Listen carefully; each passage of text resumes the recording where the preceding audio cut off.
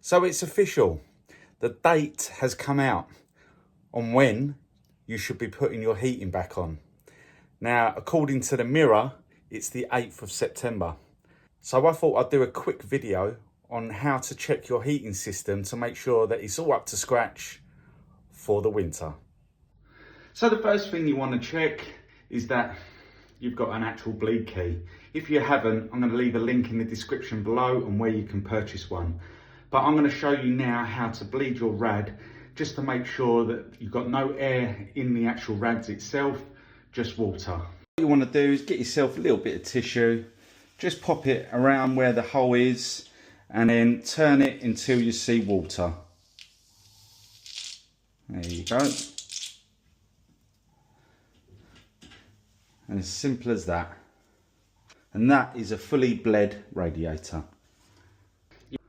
So the next thing you want to check is that the pressure gauge on your heating system, if you've got one. Sometimes you might not have one if you've got a gravity fed system, but this is a pressurized system, and if so, if that needle is below the 1, then you're going to need to top your boiler up. This is a filling loop.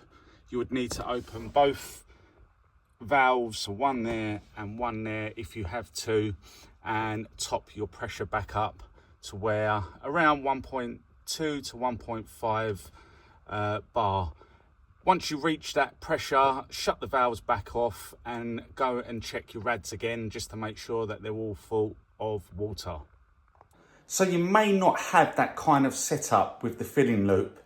You may have one that is connected underneath the boiler, but just familiarise yourself. Read the manufacturer's instructions on how to top it up. Sometimes there's a little label in front of the actual boiler itself that actually explains to you how to top it up, but there are a few different types.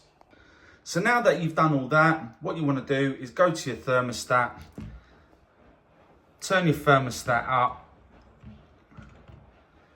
and leave it on for about 10 minutes just to make sure that everything's working correctly. Go around, check all the rads, make sure they're all heating up. And if there isn't, then either call out an engineer to come out and check your rads, or even check the boiler over just to make sure that everything's working. It's always a good idea right now to get your boiler serviced as well if it hasn't been serviced in a while. So I hope this video helped you out. If it did, please like, subscribe, comment down below if you've got any questions as well. Please share this with all your friends as well, because it helps our channel grow and it helps us do more videos like this.